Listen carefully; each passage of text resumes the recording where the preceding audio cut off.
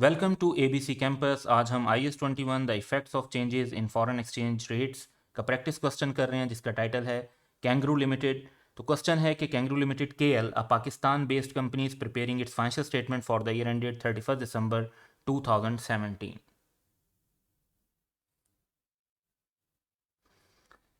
Following transactions were carried out during the year. Foreign currency transactions हैं। KL purchased an investment property in United States for $2.6 million. 10% advance payment was made on 1st May 2017. 70% payment was made on 1st July 2017 on transfer and transfer of title and possession of property. The remaining amount was paid on 1st August 2017. तो जो payment है उसके लिए वो 3 हिस्सों में की जा रही है, और जिसमें से जो सेकंड पेमेंट है उस टाइम पर हमें टाइटल एंड पोजेशन मिलेगा, तो उस टाइम पर हमें इन्वेस्टमेंट प्रॉपर्टी को रिकॉर्ड करना चाहिए। On 1 September 2017, KL rented out this property at annual rent of $0.24 million for 1 year and received full amount in advance on the same date। तो जितना इस साल का होगा उसे इनकम बना लेंगे, और जो नेक्स्ट ईयर से रिलेटेड होगा उसको अनअर्न्ड रेंट के तौर पे रिफ्लेक्ट कर देंगे। KL uses fair value model for its investment property. तो फेयर वैल्यू जब यूज़ होती है तो फिर मॉनेटरी आइटम की भी ट्रांसलेशन करनी होती है फेयर वैल्यू जिस दिन डिटरमिन की गई है उस रेट पर। सो ऑन 31 दिसंबर, जो कि ईयर एंड है, an independent value determine that fair value of property was $2.5 million. तो डॉलर्स में जो वैल्यू है वो कम हो गई है। Following spot exchange rates are available. हमारे पास 1 मई, 1 जुलाई, 1 अगस्त, 1 सितंबर और ईयर एंड पे 31 दिसंबर पे जो रेट है वो मौजूद है। Following average exchange rates are also available. तो एक्सचेंज रेट्स हमारे पास एवरेज भी हैं, लेकिन एज सच कोई एवरेज रेट यूज़ करने की ज़रूरत नहीं है। रेंट को हम एवरेज रेट पर भी लेकर जा सकते हैं, लेकिन फिर वही बात है कि उसमें से कोई अगर हमारा मॉनेटरी आइटम होगा तो उसे हमें क्लोजिंग रेट पे ट्रांसलेट करना पड़ जाता है, तो वो एक सेपरेट इम्पैक्ट आ जाएगा। जो हमें रिसीट्स हो रही हैं वो क्योंकि इसकी सारी की सारी एडवांस में हो रही हैं एक साथ, तो हमें एवरेज रेट यूज़ करने की ऐसा ज़रूरत नहीं पड़ेगी। Prepare the extracts relevant to above transaction from KL statement of financial position and comprehensive income for the year ended 31 December 2017 in accordance with IFRS। Comparative figures and notes to the financial statements are not required. इतना data भी available नहीं है जिसकी base पर हम कोई comparative या जो फर्दर नोट्स डेवलप कर सकें। तो करंट ईयर की जो फाइनेंशियल पोजीशन है और कंप्रिहेंसिव इनकम है उसको हम डेवलप करेंगे। तो सबसे पहले हम इन्वेस्टमेंट प्रॉपर्टी को रिकॉर्ड करने की तरफ चलते हैं। जो इम्पॉर्टेंट डाटा है वो ये कि जो एडवांस पेमेंट है 10%, वो हमने 1 मई 2017 को की, और 1 मई 2017 को जो रेट है दैट इज़ 100 रुपीज़ पर डॉलर। उसके बाद जो 70% पेमेंट है वो 1 जुलाई 2017 को की है। इस दिन हमें अपनी इन्वेस्टमेंट प्रॉपर्टी को भी रिकॉर्ड करना है, और इस दिन रेट 105 है। और जो बाकी अमाउंट होगी वो भी हम इसी दिन के रेट पे रिकॉर्ड कर लेंगे, क्योंकि अभी हमें 1 अगस्त का रेट तो पता नहीं होगा जिस दिन हम इन्वेस्टमेंट प्रॉपर्टी को रिकॉर्ड कर रहे होंगे, लेकिन उसका हमें पेएबल रिकॉर्ड करना होगा। यहाँ पर फर्दर जो इंपॉर्टेंट पॉइंट है वो ये है कि फेयर वैल्यू मॉडल यूज़ करते हैं, और पहले अगर प्रॉपर्टी 2.6 मिलियन की थी तो अब वो 2.5 मिलियन की हो गई है ईयर एंड पे, और ईयर एंड पर जो हमारे पास रेट है दैट इज़ 116। तो ये रेलिवेंट इंफॉर्मेशन जहन में रखते हुए हम इन्वेस्टमेंट प्रॉपर्टी की वर्किंग्स को फाइनलाइज करते हैं। Kangaroo limited statement of financial position और स्टेटमेंट ऑफ कंप्रिहेंसिव इनकम के एक्सट्रैक्ट्स बना लेंगे हम। इसमें एक वर्किंग हम इन्वेस्टमेंट प्रॉपर्टी की बना लेते हैं।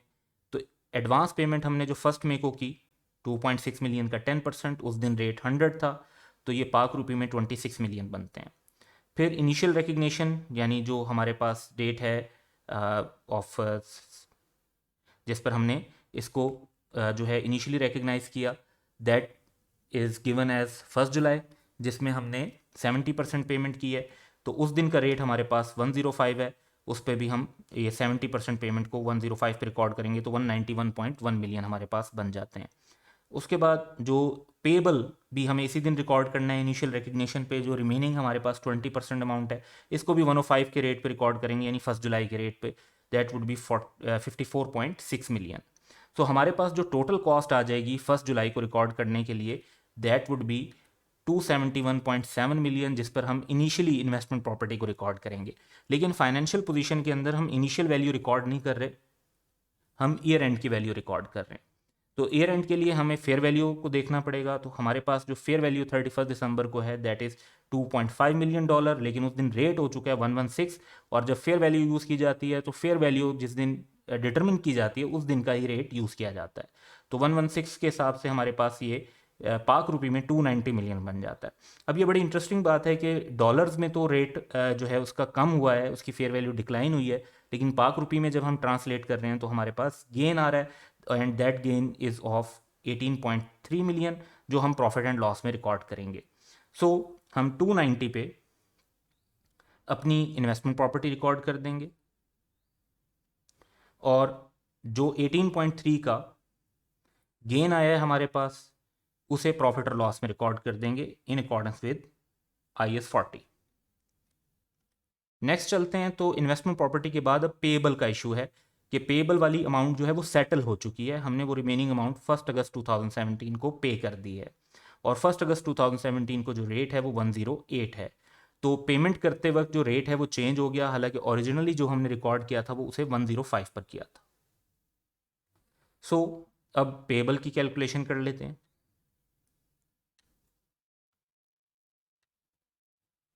सो इनिशियल रिकग्निशन जो है पेएबल की वो तो 54.6 मिलियन पर ही हुई है, जैसे हमने वर्किंग वन में भी कैलकुलेट की। लेकिन जब हमने उसको पे किया है 1 अगस्त 2017 को, तो सेम 20% अमाउंट 108 के रेट पर लेंगे तो दैट इज़ 56.16 मिलियन। तो हमें एक्स्ट्रा जो है 1.56 मिलियन पे करने पड़े, that would be our exchange loss. तो एक्सचेंज लॉस जो है पेबल से रिलेटेड है, मॉनेटरी आइटम से रिलेटेड है, तो ये प्रॉफिट और लॉस में रिकॉर्ड होगा। तो ये 1.56 मिलियन हम प्रॉफिट और लॉस में रिकॉर्ड कर देंगे। नेक्स्ट चलते हैं। तो हमारे पास अब रेंट से रिलेटेड डाटा है। On 1st September 2017, KL rented out this property at annual rent of $0.24 million for 1 year, 12 months, and received full amount in advance on the same date. तो पैसे हमने पूरे 12 महीने के ले लिए हैं। तो इसमें से सितंबर, अक्टूबर, नवंबर एंड दिसंबर 4 मंथ्स जो हैं उसको हमें इनकम बना लेना चाहिए, और उसके बाद जो बाकी 8 मंथ्स हैं उनको अनअर्न्ड रेंट के तौर पे लाइबिलिटीज में शो करना चाहिए। तो इस दिन का जो रेट है हमारे पास जिस दिन हमें रिसीट हो रही है that is 110। So unearned rent अगर हम रिफ्लेक्ट करते हैं तो 0.24 मिलियन, 110 का एक्सचेंज रेट है, 8 मंथ्स का टाइम जिसमें जो नेक्स्ट ईयर से रिलेट करता है, तो इसकी हम लाइबिलिटी रिकॉर्ड कर लेंगे that is would be 17.6 million.